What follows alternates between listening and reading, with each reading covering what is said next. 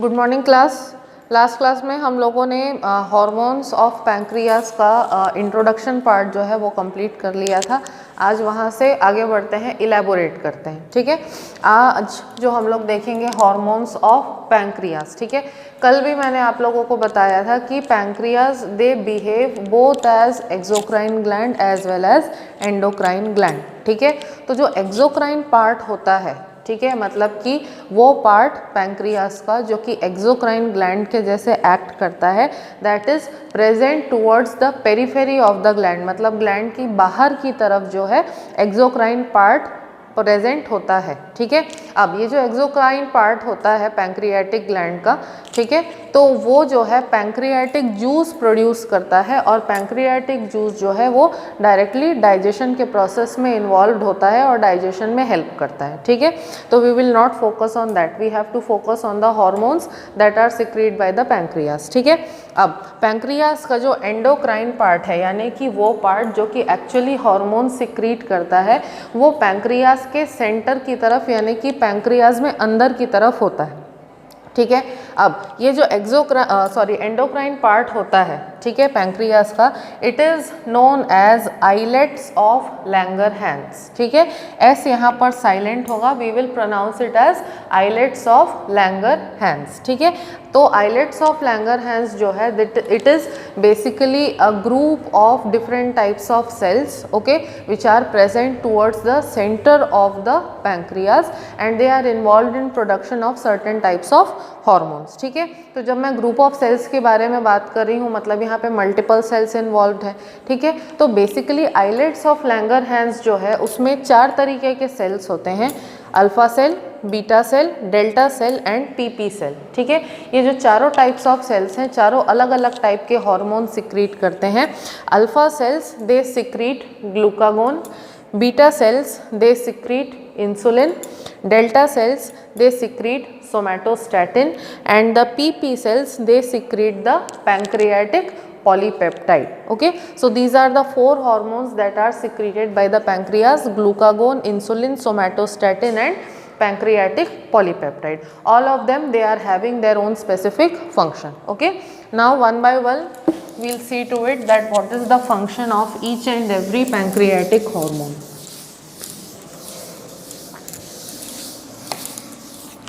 Okay, first of all coming to glucagon. Okay, glucagon is known as hyperglycemic hormone.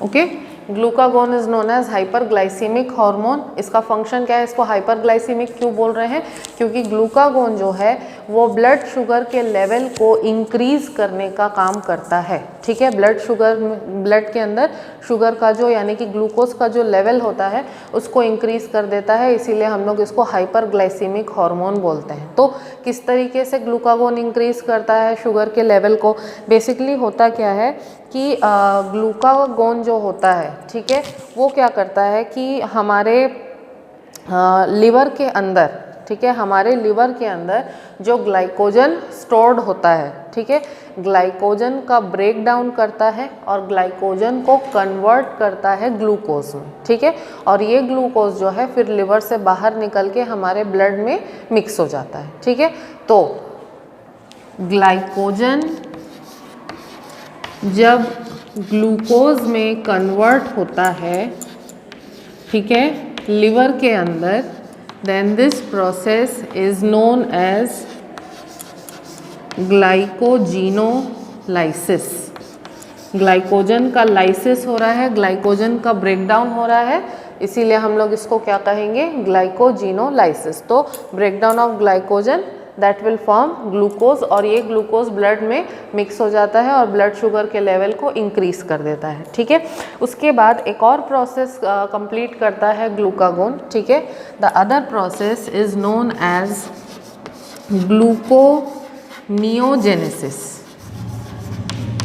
ठीक है, gluconeogenesis में क्या होता है कि प्रोटीन्स और फैट्स जो हमारी बॉडी में होते हैं, प्रोटीन्स और फैट्स जो हैं उनका ब्रेकडाउन करके, ठीक है, जब ग्लूकोज का फॉर्मेशन होता है, ठीक है, then that process is known as gluconeogenesis.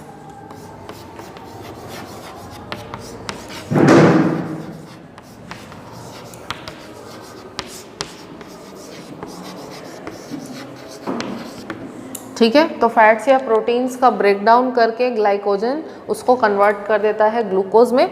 This process is known as gluconeogenesis. ठीक है, तो ग्लाइकोजिनोलाइसिस और ग्लूकोनियोजेनेसिस ये दोनों प्रोसेसेस के हेल्प से ग्लूकागोन क्या करता है, ब्लड शुगर के लेवल को इंक्रीज कर देता है, इसीलिए हम लोग इसको हाइपर ग्लाइसीमिक हार्मोन कहते हैं। ठीक है,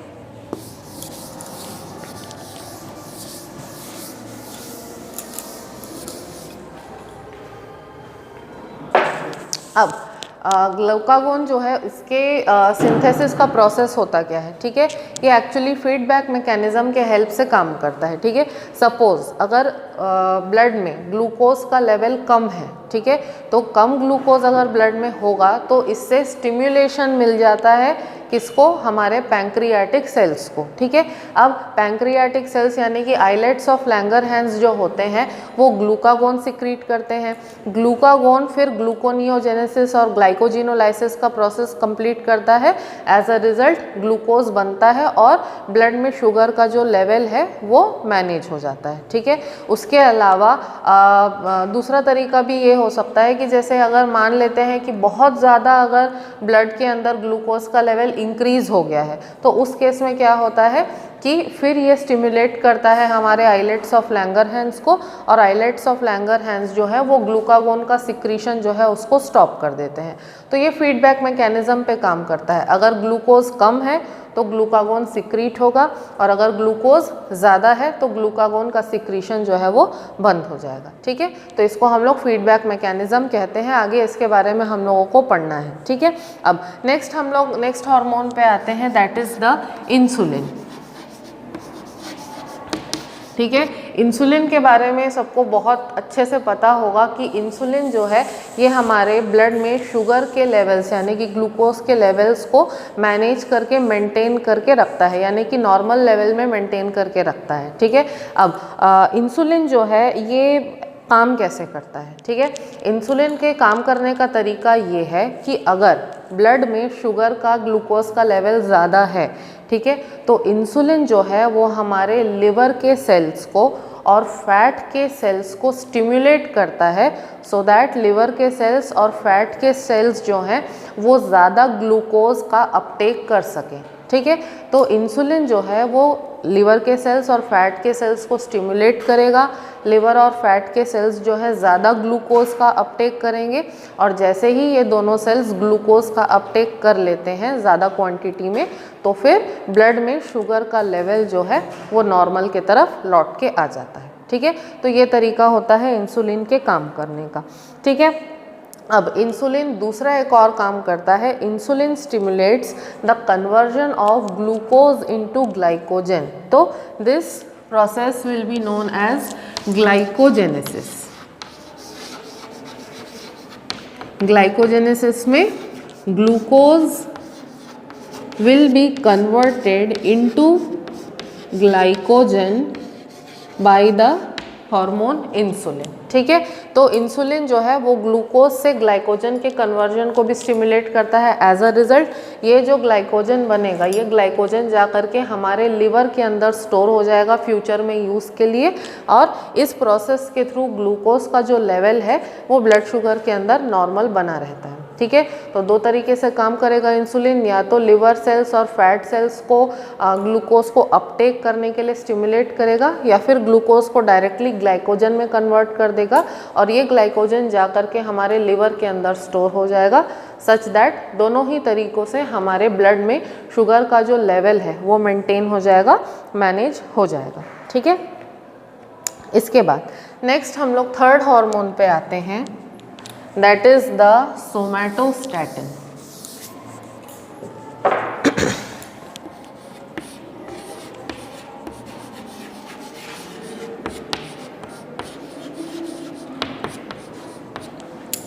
ठीक है, अब सोमैटोस्टैटिन जो है ये इसका फंक्शन ये है कि पैंक्रियास से सिक्रीट होने वाले जो दूसरे हार्मोन्स हैं उनके सिक्रीशन को स्टॉप करना, ठीक है। तो पैंक्रियास के जो बाकी हार्मोन्स हैं उनके सिक्रीशन को बेसिकली स्टॉप करने का काम होता है सोमैटोस्टैटिन का। और ये एक और काम करता है कि जो हमारा गैस्ट्रो इंटेस्टाइनल ट्रैक्ट है, मतलब बेसिकली हमारे जो इंटेस्टाइन्स हैं, इंटेस्टाइन्स में जो न्यूट्रिशन का एब्जॉर्प्शन होता है, न्यूट्रिएंट्स का एब्जॉर्प्शन होता है, तो न्यूट्रिएंट्स के एब्जॉर्प्शन की जो रेट होती है उसको भी स्लो डाउन करने का, उसको भी डिक्रीज़ करने का काम करता है सोमैटोस्टैटिन, ठीक है। उसके अलावा सोमैटोस्टैटिन जो है ये ग्रोथ हार्मोन के सिक्रीशन को भी प्रिवेंट करता है, ठीक है। तो सारे के सारा इनहिबिटरी इफेक्ट है सोमैटोस्टैटिन का। पैंक्रियास के दूसरे हार्मोन्स को सिक्रीट नहीं होने देगा, इंटेस्टाइन में न्यूट्रिएंट्स के जो एब्जॉर्प्शन है उसको स्लो डाउन कर देगा, और उसके अलावा ग्रोथ हार्मोन के सिक्रीशन को भी रोकने का काम करता है सोमैटोस्टैटिन, ठीक है। Finally coming to the fourth one, that is the pancreatic polypeptide.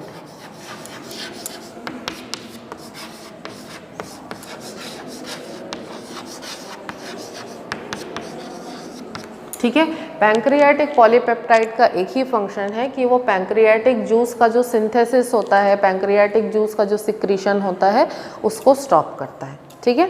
Now coming to the disorders associated with all 4 of these hormones, ठीक है। इन हार्मोन्स के एक्सेस की वजह से या इन हार्मोन्स की डेफिशिएंसी की वजह से कौन कौन से डिसऑर्डर्स प्रोड्यूस हो सकते हैं, ठीक है। First of all we will come to the most prevalent of them all, diabetes mellitus, ठीक है। most prevalent of them all, that is diabetes mellitus, ठीक है। डायबिटीज़ मेलिटस जो है, या जिसको चालू लैंग्वेज में या कॉमन लैंग्वेज में कई लोग डायबिटीज़ कहते हैं या बोलते हैं शुगर की बीमारी हो गई, ठीक है। तो इसका मीनिंग क्या है? This is actually known as hyperglycemia, ठीक है। अब हाइपरग्लाइसीमिया का मतलब क्या होगा? हाइपरग्लाइसीमिया का मीनिंग ये होगा कि ब्लड के अंदर शुगर के जो लेवल्स हैं दे बिकम एबनॉर्मली हाई, ठीक है। शुगर लेवल्स का जो कॉमन रेंज होता है, तो खाली पेट में, ठीक है, खाली पेट में शुगर का जो लेवल है that should be between 90 mg पर डेसीलीटर अप टू 110 mg पर डेसीलीटर, ठीक है। तो 90 to 110 mg पर डेसीलीटर का जो रेंज है ये खाली पेट के लिए है, और भरे पेट में 90 mg पर डेसीलीटर से लेकर के 120 mg पर डेसीलीटर तक होता है, ठीक है।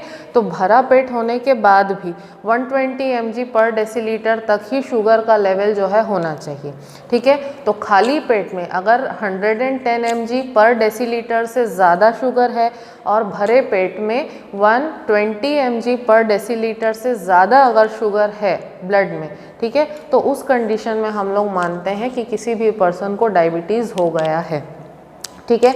अब डायबिटीज़ मेलिटस यानी कि हाइपरग्लाइसीमिया जो है ये बेसिकली 2 तरीके का होता है। एक होता है इंसुलिन डिपेंडेंट डायबिटीज़ मेलिटस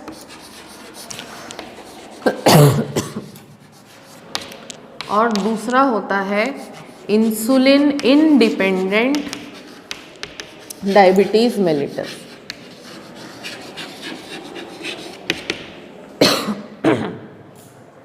तो 2 तरीके के डायबिटीज़ हैं, एक इंसुलिन डिपेंडेंट है और एक इंसुलिन इंडिपेंडेंट है। दोनों के कंडीशंस में डिफरेंस क्या है? बिकॉज आफ्टर ऑल दोनों ही डायबिटीज़ हैं, ठीक है। दोनों में डिफरेंस ये आता है कि फर्स्ट जो कंडीशन है इंसुलिन डिपेंडेंट डायबिटीज़ मेलिटस, इसमें इंसुलिन का जो सिक्रीशन है वो कम हो जाता है, ठीक है। मतलब आइलेट्स ऑफ लैंगरहैंस के अंदर जो बीटा सेल्स होते हैं वो ठीक से फंक्शन नहीं कर पाते, एज अ रिजल्ट इंसुलिन का अंडर सिक्रीशन होता है, कम सिक्रीशन होता है। अब इंसुलिन का सिक्रीशन कम होने की वजह से क्या होगा कि सेल्स के थ्रू जो ग्लूकोज का अपटेक होता है, तो वो ग्लूकोज का अपटेक जो है वो सेल्स इजीली कर नहीं पाएंगे। As a result what will happen, blood के अंदर शुगर का जो लेवल है दैट विल बिकम इंक्रीज्ड। ठीक है, अब इसको हम लोग इंसुलिन डिपेंडेंट क्यों बोल रहे हैं, क्योंकि इस कंडीशन में जो कोई भी पेशेंट है जिसको भी डायबिटीज़ है उसको रेगुलर टाइम इंटरवल्स पर इंसुलिन के इंजेक्शंस लेने पड़ते हैं। ठीक है, तो इंसुलिन के इंजेक्शंस लेने पर उनके ब्लड के शुगर का जो लेवल होता है फिर that will be able to become normal. ठीक है, that is why this condition is known as insulin dependent diabetes mellitus. ठीक है, second type which we are having that is insulin independent diabetes mellitus. तो इसका variation ये है, इसमें change ये है कि इसमें इंसुलिन का सिक्रीशन तो होता है लेकिन इंसुलिन जो है वो सेल्स को स्टिम्युलेट नहीं कर पाता ग्लूकोज अपटेक के लिए। अगर इंसुलिन सेल्स को ग्लूकोज अपटेक के लिए स्टिम्युलेट ही नहीं कर पाएगा तो सेल्स जो है ग्लूकोज को अपटेक नहीं कर पाएंगे। अब सेल्स जो है ग्लूकोज को अगर अपटेक नहीं करेंगे तो सेल्स को तो एनर्जी की रिक्वायरमेंट है, क्योंकि सेल्स में रेस्पिरेशन का प्रोसेस कंटिन्यूसली चलते रहता है, एनर्जी फॉर्मेशन का, एटीपी फॉर्मेशन का प्रोसेस जो है वो रेगुलरली चलते रहता है। तो अब अगर एटीपी फॉर्मेशन के लिए जो रॉ मटेरियल है, ठीक है, यानी कि जो ग्लूकोज है, ग्लूकोज ही अगर उनको नहीं मिलेगा तब फिर उन लोग कोई दूसरा ऑप्शन खोजने लगेंगे। तो एज अ ऑप्शन फिर सेल्स के अंदर जो प्रोटीन या जो फैट्स स्टोर्ड रहते हैं, ठीक है, सेल्स जो है प्रोटीन और फैट को यूज़ करने लगते हैं, उसको बर्न करने लगते हैं और फिर बॉडी के लिए एनर्जी बनाते हैं। तो इससे क्या होगा कि ग्लूकोज के बॉडी में रहते हुए भी प्रोटीन्स और फैट्स का यूटिलाइजेशन जो है वो इंक्रीज़ हो जाएगा। ठीक है, और प्रोटीन्स और फैट्स का यूटिलाइजेशन अगर इंक्रीज़ हो जाएगा तो धीरे धीरे इसमें बॉडी वेस्टेज का जो प्रोसेस है वो स्टार्ट हो जाएगा, क्योंकि हमारे बॉडी के लिए प्रोटीन जो है वो बहुत ज़्यादा इम्पॉर्टेंट है, क्योंकि वो हमारे बॉडी का एक बिल्डिंग ब्लॉक है, एक ऐसा न्यूट्रिएंट है जिसके बगैर बॉडी का बनना हमारे लिए पॉसिबल नहीं है। ठीक है, तो अगर प्रोटीन्स का ही यूज़ हो जाएगा तो धीरे धीरे हमारी बॉडी जो है वो वेस्टेज की तरफ जाने लगती है। ठीक है, इससे पर्सन जो है वो धीरे धीरे बहुत ज़्यादा कमज़ोर हो जाता है। ठीक है, अब डायबिटीज़ से एसोसिएटेड, ठीक है, ये जो इंसुलिन इंडिपेंडेंट डायबिटीज़ है इससे एसोसिएटेड एक और डिसऑर्डर है जिसको हम लोग कहते हैं कीटोसिस। ठीक है, तो ये कैसे होता है कि जब सेल्स जो है वो प्रोटीन और फैट को बर्न करने लगते हैं तो उनके ब्रेकडाउन से कीटोन बॉडीज़ जो हैं वो प्रोड्यूस होने लगती हैं। ठीक है, ये जो कीटोन बॉडीज़ हैं ये यूरिन के थ्रू हमारे बॉडी के बाहर निकलने लगती हैं और यूरिन का जो नॉर्मल कलर होता है येलोइश या पेन येलोइश कलर, तो वो कलर चेंज हो जाता है और कीटोन बॉडी के प्रेजेंस के वजह से यूरिन का कलर ब्लैक हो जाता है और यूरिन से काफ़ी स्मेल भी आने लगती है। तो this is an associated disorder जो इंसुलिन इंडिपेंडेंट डायबिटीज़ के वजह से होता है। ठीक है, उसके अलावा जिनको भी डायबिटीज़ होता है उनके बॉडी की जो हीलिंग पावर होती है वो कम हो जाती है। ठीक है, मतलब कोई भी चोट अगर शुगर के पेशेंट को, डायबिटीज़ के पेशेंट को लगे तो उसकी बॉडी जल्दी हील नहीं कर पाती है। तो एज अ रिज़ल्ट छोटी मोटी चोट भी बहुत बड़ा फॉर्म ले सकती है और जिसके वजह से इवेंचुअली गैंग्रीन भी हो सकता है। गैंग्रीन के बारे में अगर नहीं सुना हो तो अगर ऐसा होता है शुगर पेशेंट्स में कि कोई चोट लग गई और वो चोट जल्दी ठीक नहीं हुई तो वो जो चोट है वहाँ पे धीरे धीरे सड़न पैदा होने लग जाती है और वो जो डीजेनरेशन है या वो जो सड़न है वो धीरे धीरे पूरे बॉडी में फैलने लग जाती है। तो that condition is known as gangrene. और अगर गैंग्रीन जो है वो सही समय पे ट्रीट नहीं किया जाए तो पर्सन के बॉडी का कोई पार्ट जो है वो काट के फेंकना भी पड़ सकता है। ठीक है, तो ये प्रॉब्लम भी उससे निकल के आता है। ठीक है, सेकेंड जो डिसऑर्डर है दैट इज़ हाइपोग्लाइसीमिया। जैसे कि डायबिटीज़ जो था वो हाइपरग्लाइसीमिया का कंडीशन था। ठीक है, तो दूसरा वैसे ही कंडीशन होता है which is known as hypoglycemia. Hypoglycemia जो है वो डायबिटीज़ से जस्ट उल्टा है, जहाँ पे ब्लड में शुगर का लेवल जो है वो अनयूजुअली लो हो जाता है। तो तो इस वजह से पर्सन जो है उसके शुगर में ग्लूकोज का लेवल कम रहेगा, ठीक है, बहुत ज़्यादा उसको भूख लगेगी, ठीक है, उसके बाद बहुत पसीना आएगा, चक्कर आएंगे, बार बार उल्टियाँ आएंगी, ठीक है, बेहोशी तक हो जाती है लोगों में। और अगर बहुत ज़्यादा सीवियर केसेस देखें हम लोग तो कई बार पर्सन जो है वो कोमा में भी जा सकता है, ठीक है। तो हाइपोग्लाइसीमिया जो है उसके वजह से बहुत ज़्यादा ड्रास्टिक इफेक्ट भी पड़ता है ह्यूमंस पर, ठीक है। So these were a few disorders which was associated with the hormones of pancreas. Now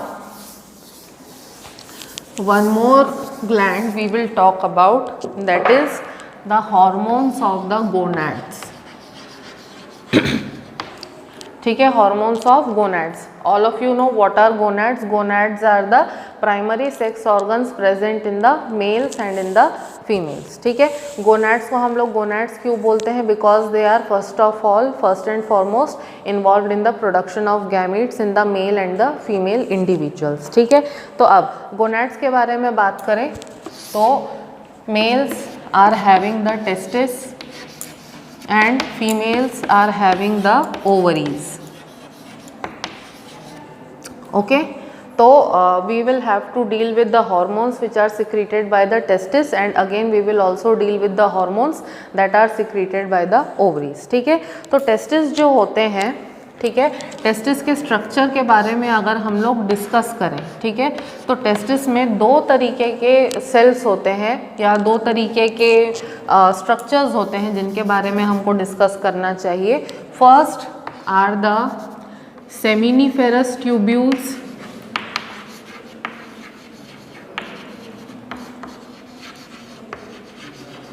and second are the Leydig's cells, ठीक है। तो सेमिनिफेरस ट्यूब्यूल्स जो होते हैं ये एक्चुअली वो साइट है जहाँ पे स्पर्म का प्रोडक्शन होता है, ठीक है। And secondly the Leydig cells जो है इसको हम लोग इंटरस्टिशियल सेल्स भी बोलते हैं, और लेडिक सेल्स ही वो साइट है जहाँ पर एक्चुअली हार्मोन का सिंथेसिस होता है, ठीक है। अब लेडिक सेल्स जो होते हैं वो special category of male sex hormone secrete करते हैं which is known as the androgens, and the most important androgen over here is the testosterone. So directly we will deal with testosterone.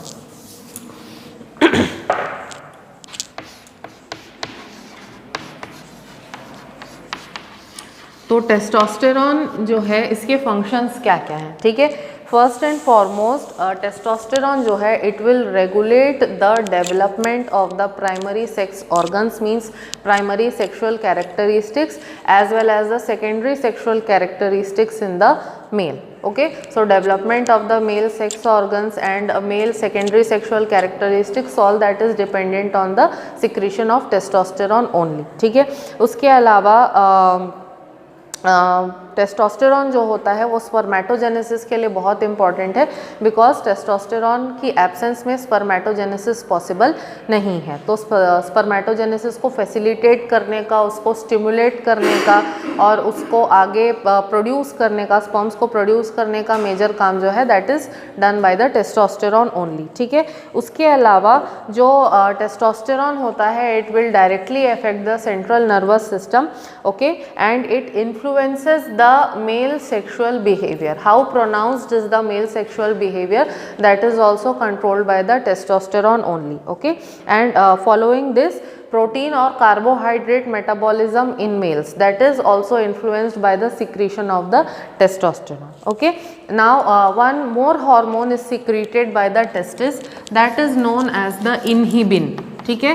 तो ये जो inhibin hormone है ये actually testosterone के secretion को रोकने का काम करता है, ठीक है। तो टेस्टोस्टेरॉन का अगर ओवर सिक्रीशन हो रहा है तब इनहिबिन हार्मोन जो है वो एक्शन में आता है और टेस्टोस्टेरॉन के सिक्रीशन को कम करता है, रेगुलेट करता है, ठीक है। Now coming to the ovaries, okay, ovaries यानी कि फीमेल्स का जो प्राइमरी सेक्स ऑर्गन होता है, ठीक है। ओवरीज का भी ड्यूअल नेचर है, जैसे टेस्टिस का ड्यूअल नेचर था कि वो स्पर्मेटोजेनेसिस भी करते हैं और हार्मोन्स भी प्रोड्यूस करते हैं। सिमिलरली ओवरीज का भी ड्यूअल नेचर है, they are producing the egg and they are also producing a variety of hormones that are associated, okay. Now ovaries जो होते हैं बेसिकली 4 टाइप के हार्मोन्स सिक्रीट करते हैं,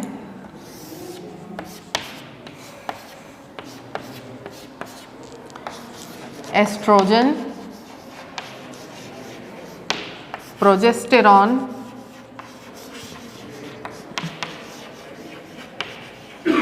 relaxin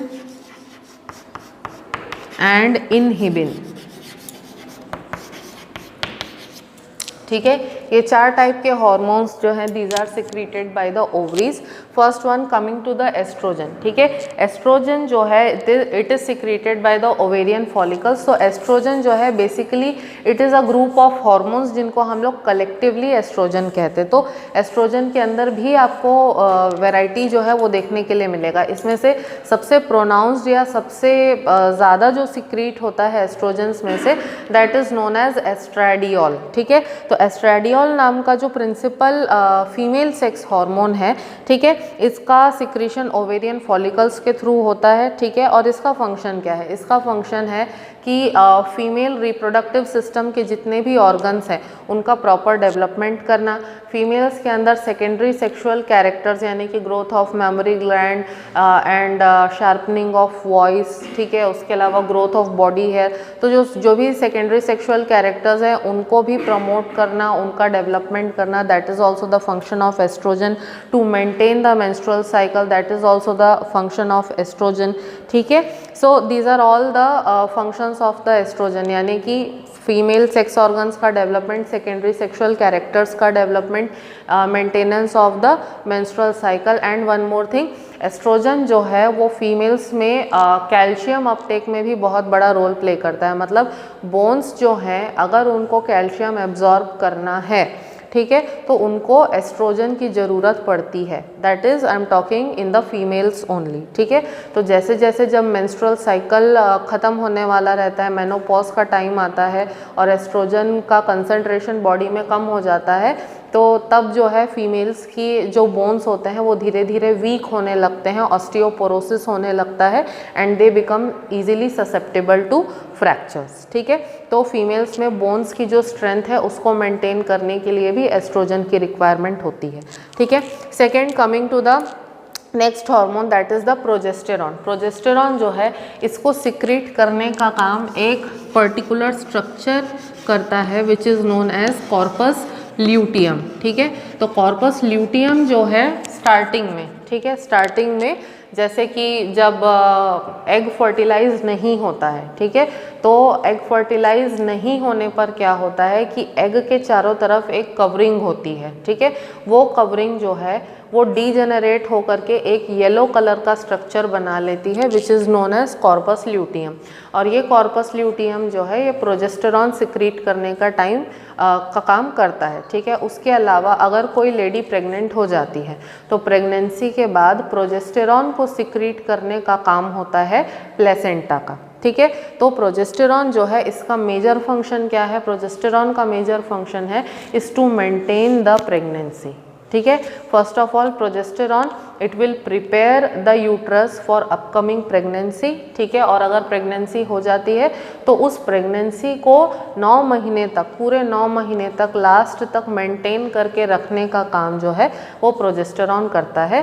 that is why progesterone is known as the hormone of pregnancy. ठीक है, now next coming to relaxin. ठीक है, रिलैक्सिन जो है ये बेसिकली चाइल्ड बर्थ के टाइम पे ज़्यादा एक्टिवेटेड होता है। रिलैक्सिन का काम क्या होता है कि जो फीमेल्स में पेल्विस होता है, ठीक है, पेल्विस का जो एरिया होता है उसको रिलैक्स करना, बोन्स को रिलैक्स करना, मसल्स को रिलैक्स करना, सो दैट चाइल्ड बर्थ के टाइम पे अगर bones and muscles they become relax तो they will spread out a little bit and they will create space for the baby to be delivered outside of the uterus of the female. ठीक है, तो basically legs को relax करना और cervix को relax करना, cervix को dilate करना, पेल्विस के बोन्स को, पेल्विस के मसल्स को डायलेट करना, ये सारा का सारा काम जो है किसका होता है? रिलैक्सिन का।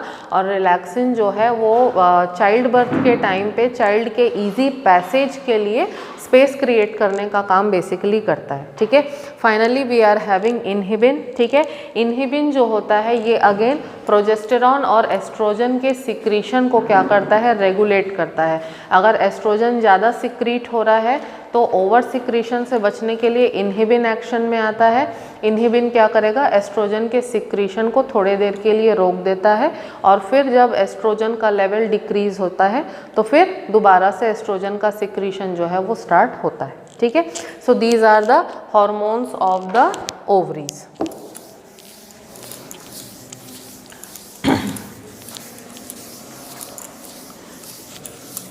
One more thing, there is another structure related to the sexual organs, that is the placenta। ठीक है, अब प्लेसेंटा जो है वो एक्चुअली गोनैड की कैटेगरी में नहीं आता है, लेकिन बिकॉज ये सेक्सुअल ऑर्गन से ही एसोसिएटेड होता है इसीलिए हम लोग इसको इस कैटेगरी में स्टडी कर रहे हैं। ठीक है, प्लेसेंटा सबको पता है क्या होता है कि जो डेवलपिंग बेबी है और जो मदर है दोनों के बीच का जो कनेक्शन है that is known as the placenta, और प्लेसेंटा के थ्रू ही मदर से जितना भी न्यूट्रिशन या ब्लड होता है वो सारा का सारा बच्चे तक जाता है। ठीक है, तो मदर और बेबी के बीच का जो कनेक्शन होता है that is known as placenta. अब प्लेसेंटा जो है वो बेबी को न्यूट्रिशन प्रोवाइड करने के अलावा वेस्ट मटेरियल्स को भी रिमूव करने का काम करता है बेबी के बॉडी से। उसके अलावा कुछ हार्मोन्स होते हैं, स्पेसिफिक हार्मोन्स होते हैं, उनके सिक्रीशन का भी काम करता है। जैसे दो हार्मोन्स के बारे में मैं स्पेसिफिकली बताऊंगी। First is the human chorionic gonadotropin,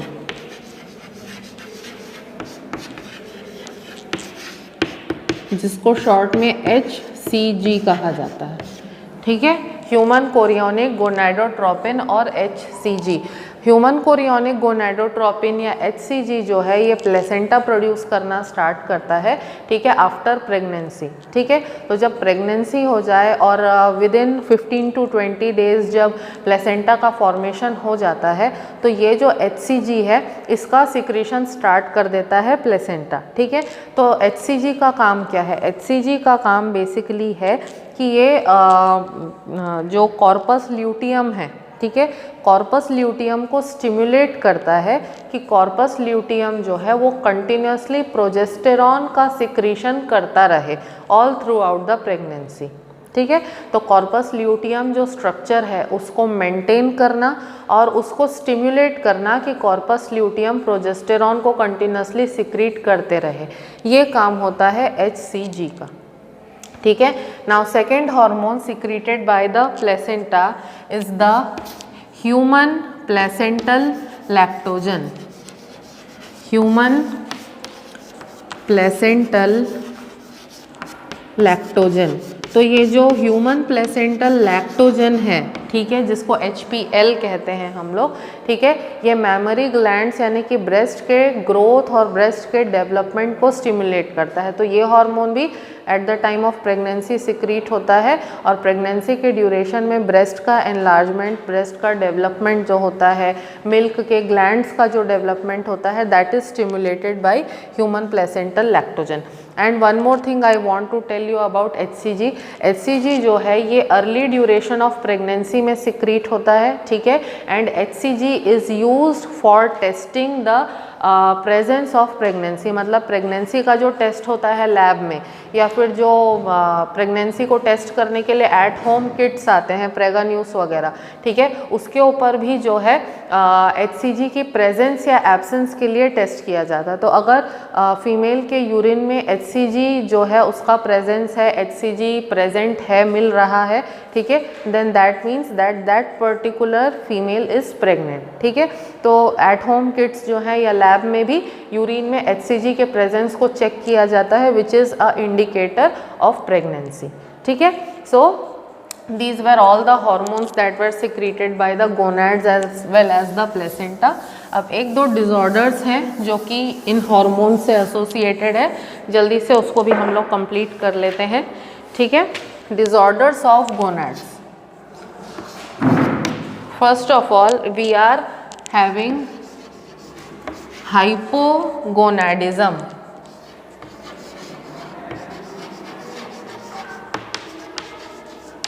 ठीक है, देन वी आर हैविंग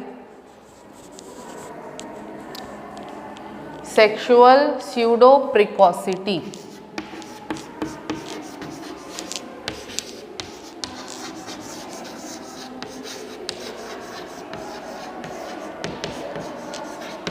ठीक है, and finally we are having eunuchoidism. ठीक है, 3 टाइप के जो डिसऑर्डर्स है ये हम लोग यहाँ पे शो कर सकते हैं, हाइपोगोनाडिज्म, सेक्सुअल स्यूडो प्रिकॉसिटी एंड इनिंकॉइडिज्म। ठीक है, अब तीनों का मीनिंग क्या है? हाइपोगोनाडिज्म का मीनिंग ये है कि जब गोनैड्स का डेवलपमेंट प्रॉपर ना हो। ठीक है, तो गोनैड्स का डेवलपमेंट जो है, ठीक है, इसमें बेसिकली होता क्या है कि जो हाइपोथैलेमस है, ठीक है, या पिट्यूटरी ग्लैंड है, ठीक है, या फिर टेस्टिस है और ओवरी है, इन चारों में से अगर किसी को भी किसी भी तरीके का डैमेज होता है, ठीक है, तो इनसे सिक्रीट होने वाले जो हॉर्मोन्स है वही प्रॉपरली सिक्रीट नहीं हो पाएंगे, और अगर हॉर्मोन्स सिक्रीट ही नहीं होंगे तो इनसे एसोसिएटेड इफेक्ट्स भी जो है वो शो नहीं होंगे। जैसे कि अगर मैं हाइपोथैलेमस का एग्जांपल दूं, हाइपोथैलेमस जो है वो फॉलिकल स्टिमुलेटिंग हार्मोन और ल्यूटेनाइजिंग हार्मोन दोनों को सिक्रीट करता है। फॉलिकल स्टिमुलेटिंग हार्मोन जो है वो टेस्टिस को और ओवरी को स्टिमुलेट करेगा to produce the sperm and the ovum, और ल्यूटेनाइजिंग हार्मोन जो है वो टेस्टिस और ओवरी को स्टिमुलेट करेगा कि टेस्टोस्टेरॉन और एस्ट्रोजन वो प्रोड्यूस करे। अब अगर हाइपोथैलेमस ही डैमेज हो गया है, ठीक से काम नहीं कर रहा है, तो FSH और LH भी सिक्रीट नहीं होगा, और अगर ये दोनों सिक्रीट नहीं होंगे तो फिर टेस्टिस और ओवरी से सिक्रीट होने वाले हार्मोन्स भी सिक्रीट नहीं होंगे। तो हार्मोन्स का सिक्रीशन अगर किसी वजह से स्टॉप हो गया, ठीक है, इन दैट केस क्या होता है कि जैसे मेल हाइपोगोनाडिज्म होता है तो उसमें मेल के जो भी सेक्सुअल ऑर्गन्स होते हैं दे डू नॉट डेवलप, ठीक है, अच्छे से उनका प्रॉपर डेवलपमेंट नहीं होता है, और अगर उनका प्रॉपर डेवलपमेंट नहीं होगा तो दे become non functional. Same is in the female also, अगर ओवरी ख़राब हो गई, ओवरी के थ्रू हार्मोन का सिक्रीशन नहीं हो रहा है, तो जो भी बाकी फीमेल रिप्रोडक्टिव पार्ट्स हैं they will also not become fully developed, और अगर उनका अंडर डेवलपमेंट होता है तो दे become non functional. So that is the case of hypogonadism, जहाँ पे हार्मोन का सिक्रीशन नहीं होने की वजह से मेल और फीमेल रिप्रोडक्टिव ऑर्गन्स का डेवलपमेंट नहीं हो पाता है and they become non functional. ठीक है, next we are having sexual pseudo precocity. इसमें क्या होता है कि मेल और फीमेल सेक्स हार्मोन्स यानी कि टेस्टोस्टेरॉन और एस्ट्रोजन का ओवर सिक्रीशन हो जाता है। ठीक है, प्यूबर्टी के पहले ही अगर ये जो दोनों हार्मोन्स हैं इनका ओवर सिक्रीशन हुआ, तो अगर मेल्स में जल्दी से मतलब पर्टिकुलर एज के पहले 12-13 साल की एज के पहले ही अगर टेस्टोस्टेरॉन का ओवर सिक्रीशन हुआ, तो ऐसे बॉयज़ में जो मेल रिप्रोडक्टिव ऑर्गन्स हैं उनका जल्दी डेवलपमेंट हो जाता है, उससे एसोसिएटेड जो सेकेंडरी सेक्सुअल कैरेक्टर्स हैं उनका भी जल्दी डेवलपमेंट हो जाता है। सिमिलरली फीमेल्स में भी क्या होगा कि फीमेल सेक्सुअल ऑर्गन्स जो है वो जल्दी डेवलप हो जाएंगे। ठीक है, उनसे एसोसिएटेड जो सेकेंडरी सेक्सुअल कैरेक्टर्स हैं वो भी जल्दी डेवलप हो जाएंगे। ठीक है, ऐसा किस वजह से होता है? अगर टेस्टिस या ओवरी के ऊपर ट्यूमर्स का फॉर्मेशन हो जाए किसी रीज़न के वजह से, तो ट्यूमर फॉर्मेशन की वजह से हॉर्मोन्स का ओवर सिक्रीशन होगा। ठीक है, इसके बाद फाइनली हम लोग आते हैं इनिंकॉइडिज्म पे। ठीक है, तो यहाँ पे एक वर्ड आता है इनंक। ठीक है, इनंक का मीनिंग क्या होता है? इनंक का मीनिंग होता है that there is a person who is probably male और who is probably female, but their male and female reproductive organs are not at all developed. Okay, so that gives them a pseudo appearance. ठीक है, अगर mail है उसके body के parts जो हैं या मेल से एसोसिएटेड जो कैरेक्टर्स हैं, तो अगर उनका डेवलपमेंट नहीं हो पाता है, okay, so they will look half like a male and half like a female. Same is with the females also, कि अगर कोई फीमेल है लेकिन अगर उनके अंदर इनिंकॉइडिज्म दिख रहा है, ये डिसऑर्डर है, ठीक है, तो उनके भी बॉडी के जो फीमेल सेक्सुअल पार्ट्स हैं they will not become fully developed, they will be inactive, काम नहीं कर पाएंगे। ठीक है, और उनके बॉडी में भी हाफ फीमेल और हाफ मेल के कैरेक्टर्स जो हैं वो एक्सप्रेस होंगे। ठीक है, तो जिनको हम लोग कहते हैं ना नॉर्मल लैंग्वेज में जिनको ट्रांसजेंडर्स कहते हैं। ठीक है, transgenders are facing the problem of इनिंकॉइडिज्म।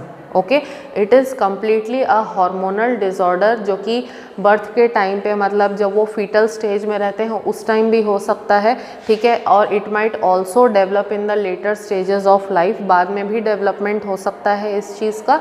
तो basically the transgenders they are facing the problem of eunuchoidism as per my view. Okay, so these are the problems which are associated with the gonads. Okay, these are the disorders which are produced because of the under secretion or over secretion of the sexual hormones. Okay, so I will conclude the class over here today. In the next class we will learn about some more hormones secreted by the hearts and the gastrointestinal tract, and we will also study the mechanism of hormone action. Until then, if you are having any doubt, let me know.